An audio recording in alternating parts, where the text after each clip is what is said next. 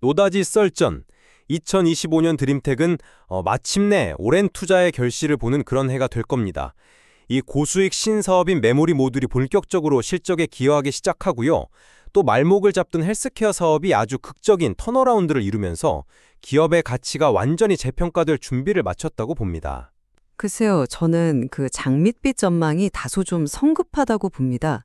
그 신사업에 대한 기대감 이면에는 주력 사업의 성장 정체, 또 해결되지 않은 인도 법인의 막대한 적자, 그리고 핵심 프로젝트에 계속되는 지연이라는 어두운 현실이 있거든요. 지금은 뭐 축포를 터뜨릴 때가 아니라 이 숨겨진 위험을 냉정하게 점검해야 할 때입니다. 그럼 먼저 제 입장을 좀 구체적으로 말씀드리겠습니다. 2025년은 드림텍이 본격적인 성장 궤도에 진입하는 뭐랄까 원년이 될 겁니다. 그 중심에는 단연 메모리 모듈 사업이 있습니다. 작년 말에 서버용 메모리 모듈 승인이 완료되자마자 양산과 공급을 시작했고 2025년에는 이 실적이 이제 고스란히 연간으로 반영이 돼요. 보수적으로 잡아도 매출 1,000억 원 이상을 기대하고 있죠. 여기서 주목할 점은 현재 생산 능력, 즉 캐파가 약 2,000억 원 수준이라는 겁니다. 쉽게 말해서 공장을 최대로 가동하면 연간 2,000억 원어치를 만들 수 있다는 뜻인데 이제 막 1,000억 원 매출을 목표로 하니까 성장 여력이 2배나 남은 셈이죠. 하지만 제가 정말 강조하고 싶은 건 이익의 질이 달라진다는 겁니다. 기존의 스마트폰 부품이 100개를 팔아야 남는 이익을 메모리 모듈은 10개만 팔아도 볼 수 있는 구조로 바뀌는 거죠. 최소 7% 이상의 영업이익률이 보장되고 향후에 SSD 모듈까지 추가되면 두 자릿수의 이익률도 충분히 가능합니다. 이건 단순히 매출이 느는 게 아니라 회사의 체질 자체가 고수익 구조로 바뀌는 신호탄입니다. 네, 말씀하신 그 체질 개선이 성공하려면 몇 가지 중요한 전제 조건이 충족되어야 합니다. 가장 먼저 그 1,000억 원이라는 매출 목표가 과연 현실적인지부터 짚고 넘어가야 합니다. 메모리 모듈 시장은 이미 한양디지텍이나 SF의 반도체 같은 강력한 기존 강자들이 확고하게 자리를 잡고 있는 그야말로 경쟁이 아주 치열한 시장입니다. 드림텍은 후발주자죠. 고객사가 공급망 다변화, 그러니까 멀티벤더 전략의 일환으로 드림텍을 추가했다고는 하지만 그게 곧바로 의미 있는 시장 점유율로 이어진다는 보장은 없습니다. 후발주자가 단기간에 전체 시장의 30%에 달하는 점유율을 차지하겠다는 목표는 솔직히 말씀드리면 매우 공격적이고 또 도전적인 수치입니다. 이 목표를 달성하지 못하면 방금 말씀하신 그 고수익 구조라는 그림은 그저 희망사항에 그칠 수 있다는 거죠. 그 주장, 일리가 있습니다. 하지만 경쟁 구도만 볼 것이 아니라 드림텍이 가진 차별화된 경쟁력을 봐야 합니다. 경쟁사들의 생산 거점은 대부분 필리핀이나 베트남에 집중되어 있습니다. 하지만 드림텍은 유일하게 인도에 대규모 생산 거점을 확보했죠. 최근 글로벌 기업들이 공급망을 특정 국가에만 의존하는 리스크를 줄이기 위해 이른바 차이나 플러스 원 전략을 펼치는 상황에서 인도라는 카드는 고객사 입장에서 굉장히 매력적인 선택지입니다. 지정학적 안정성과 공급망 분산 효과를 제공하는 거죠. 그리고 드림텍의 성장 스토리는 메모리 모듈 하나로 끝나지 않습니다. 두 번째 성장 엔진인 헬스케어 사업의 극적인 턴어라운드도 이미 시작됐습니다. 지난 몇 년간 매년 50억에서 60억 원의 적자를 내면서 회사의 현금 흐름을 갉아먹던 자회사 카디악 인사이트가 드디어 월 단위 손익분기점, 즉 BEP를 달성했습니다. 이 추세라면 2025년 연간 흑자 전환은 거의 확실하다고 봅니다. 이건 단순한 비용 절감을 넘어서 새로운 수익원으로 자리매김하고 있다는 증거입니다. 카디악 인사이트 하나의 흑자 전환은 분명 긍정적인 신호죠. 하지만 그게 BHC, 즉 헬스케어 사업부 전체가 처한 위기를 가리기엔 역부족입니다. BHC 사업부의 전체 매출은 2022년을 정점으로 이미 꺾여서 하락세에 접어들었습니다. 미래성장 동력이라고 수년간 강조해왔던 인도 시장용 무선 바이오 센서 사업은 어떻습니까? 현지의 문화적 차이, 예상보다 높은 가격에 대한 저항, 이런 것들 때문에 가시적인 성과 없이 계속 표류하고 있는 상태잖아요. 과거 국내 시장에서 야심차게 시작했던 무선 모니터링 시스템 사업도 결국 보험 수가, 다시 말해 정부가 정해주는 의료 서비스 가격 문제의 벽을 넘지 못하고 철수했던 경험이 있습니다.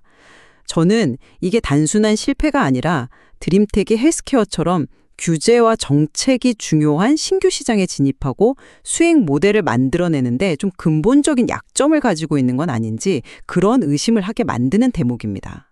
말씀하신 부분 저도 동의하는 바가 있습니다. 다만 한 가지 짚고 넘어가야 할 점이 있어요. 과거 국내 시장에서의 철수 경홍을 약점이라고 보시기보다는 수익성이 낮은 시장은 과감히 정리하고 잠재력이 폭발적인 시장에 자원을 집중하는 전략적 선택으로 봐야 한다는 겁니다. 그 선택과 집중의 결과가 바로 미국과 일본 시장에서의 눈부신 성공으로 나타나고 있는 거고요. 특히 FDA, CEMDL 같은 까다로운 의료기기 인증을 모두 획득한 독보적인 부정맥 진단 소프트웨어 기술력이 핵심입니다. 이 기술력을 인정받아서 일본 1위 의료기기 유통사인 JSAR에 하드웨어 없이 소프트웨어만 별도로 공급하기 시작했다는 점, 이게 정말 중요합니다.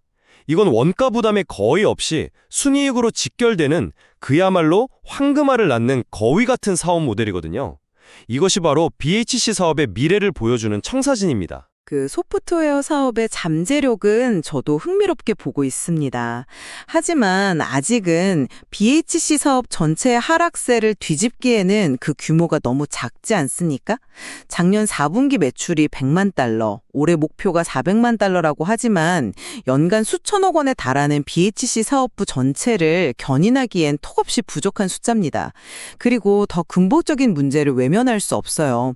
바로 수익성을 계속 갉아먹고 있는 인도법인 문제입니다. 2024년에 인도 공장이 본격적으로 가동됐지만 초기 수율 문제와 낮은 가동률로 손익분기점을 넘지 못해서 오히려 전년 대비 손실이 50억 원이나 증가했습니다. 이 막대한 적자를 신규 메모리 모듈 사업으로 메우겠다는 계획인데 이건 어디까지나 계획일 뿐입니다. 만약에 초기 수율 확보에 실패하거나 고객사 주문이 기대에 못 미친다면 인도법인의 적자폭은 걷잡을 수 없이 커지면서 그룹 전체의 발목을 잡는 블랙홀이 될 수도 있습니다. 그 부분은 드림텍의 경영 능력을 너무 낮게 평가하시는 것 같습니다. 우리에게는 명백한 성공 사례가 있습니다. 적자 상태에서 인수한 카메라 모듈 자회사 나무가를 기억하실 겁니다. 드림텍은 인수 후에 단 1년 만에 나무가를 흑자 기업으로 완전히 탈바꿈시켰습니다. 어떻게 가능했을까요? 단순히 비용을 줄인 게 아닙니다. 드림텍의 생산관리 노하우를 이식해서 제조 라인 효율화를 이루고 고질적인 문제였던 수율을 10% 이상 끌어올렸습니다. 동시에 중저가 위주였던 제품 포트폴리오를 고부가 가치 플래그십 모델 중심으로 재편하면서 체질 개선에 성공했죠. 이는 드림텍의 경영진이 위기에 처한 기업을 정상화하고 성장시키는 능력을 이미 시장에서 검증받았다는 명백한 증거입니다. 인도법인의 초기 어려움 역시 나무가의 사례처럼 충분히 극복 가능하다고 봅니다. 나무가 인수 성공 사례는 분명 인상적입니다. 제조업 기반의 효율화에는 확실한 강점이 있다는 걸 보여주죠. 하지만 바로 그 점이 제 우려를 더 키웁니다. 그 성공 방정식이 과연 아이리듬 같은 거대 기업이 버티고 있는 미국 헬스케어 시장에서도 통할까요? 이건 완전히 다른 종류의 게임입니다.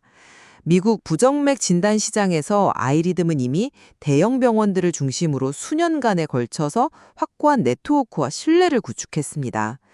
드림텍이 병원에 더 유리한 수익 구조, 예를 들어 병원이 가져가는 수익이 드림텍 모델은 150달러, 아이리듬은 40달러라는 점을 내세워서 소규모 병원을 공략한다고 하지만 의사들이 수년간 익숙하게 사용해온 시스템을 바꾸는 것은 가격만으로 해결될 문제가 아닙니다. 여러 신사업을 동시에 추진하는 것이 오히려 한정된 경영 자원을 분산시켜서 어느 것 하나 확실한 성공을 거두지 못하는 결과를 낳을 수도 있습니다. 인도법인의 초기 적자는 모든 신규 공장이 필연적으로 겪는 자연스러운 성장통입니다. 오히려 중요한 것은 그 공장에서 생산될 메모리 모듈이 기존 스마트폰 부품 사업과는 비교할 수 없는 높은 수익성을 보장한다는 이 구조적인 사실입니다. 7% 이상의 안정적인 마진은 인도법인의 초기 적자를 상쇄하고도 남아 전사이익 개선을 강력하게 이끌 겁니다. 이것은 단순한 추측이 아니라 이미 고객사와의 계약을 통해 구조적으로 확정된 미래에 가깝습니다. 그리고 헬스케어 사업의 핵심 동력은 더 이상 지지부진한 인도의 무선 바이오 센서 프로젝트가 아닙니다. 패러다임이 바뀌었어요. 이제는 이미 미국과 일본 시장에서 실제로 돈을 벌기 시작한 부정맥 진단 소프트웨어가 그 중심입니다. JSR의 소프트웨어만 공급하는 모델의 성공은 시작에 불과합니다. 작년 4분기에만 100만 달러 매출을 기록했고 올해 온기로는 400만 달러, 향후 JSR의 전환율이 100%에 도달하면 1200만 달러까지도 기대할 수 있습니다. 이것이야말로 BHC 사업의 하락세를 반전시킬 게임 체인저입니다. 미미한 수준입니다. 또한 미국 시장에서의 성공 역시 아직 안심하긴 이릅니다. 조금 전에 제가 언급했던 것처럼 국내 시장에서 보험 수가 문제로 하루아침에 사업을 접었던 경험을 잊어서는 안 됩니다. 미국 시장에서도 언제든 예기치 못한 보험 정책의 변화나 아이리듬 같은 거대 경쟁사가 우리보다 더 파격적인 가격 정책을 들고 나오거나 새로운 기술을 발표하는 순간 지금의 장점은 순식간에 사라질 수 있습니다. 유망한 성공 사례 하나에 사업부 전체의 미래를 거는 것은 너무 위험한 발상 아닌가요? 또한 나무가 성공 사례를 계속 언급하시는데 제조업 효율화 능력과 기술, 규제, 마케팅 전략이 전혀 다른 헬스케어 시장이나 반도체 후공정 시장에서의 성공은 별개의 문제입니다.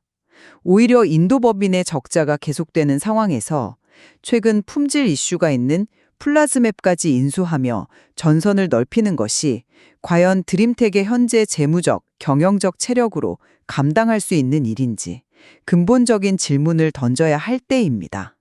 나무가 인수 성공은 단순히 자회사 하나를 흑자 전환시킨 것을 넘어섭니다.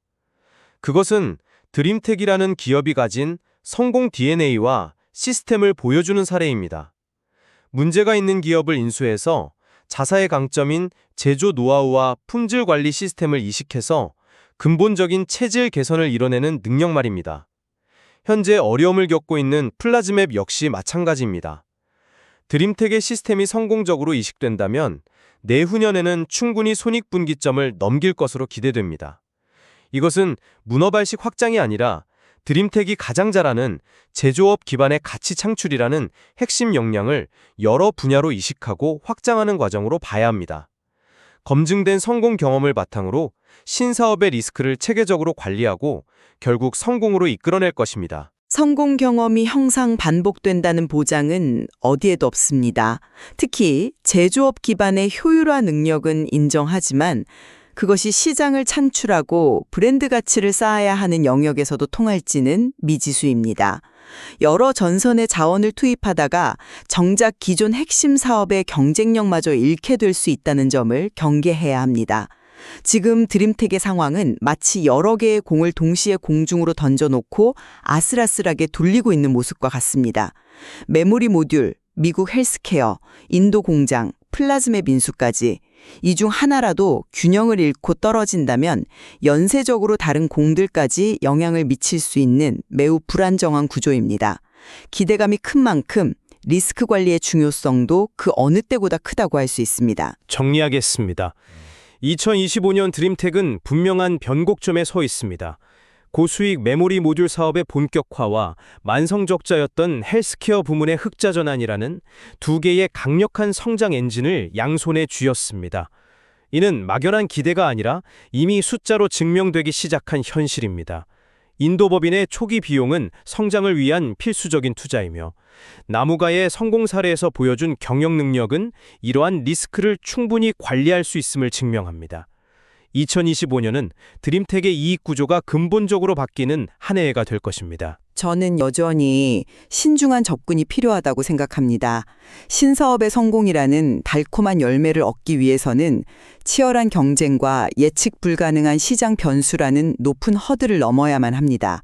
인도 법인의 지속적인 적자 문제와 핵심 프로젝트의 지연이라는 현실적인 과제들을 어떻게 해결하는지 보여주지 못한다면 2025년의 장밋빛 실적 전망은 달성하기 어려운 목표로 남을 수 있습니다. 기대와 우려가 공존하는 지금 가장 중요한 것은 리스크 관리입니다. 드림텍은 분명 중대한 기로에 서 있습니다.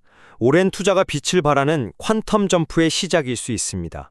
혹은 여러 신사업의 무게를 이기지 못하는 성장통의 시작일 수도 있겠죠. 그 결과는 2025년의 성과가 명확히 보여줄 것입니다. 판단은 시청자 여러분의 몫입니다.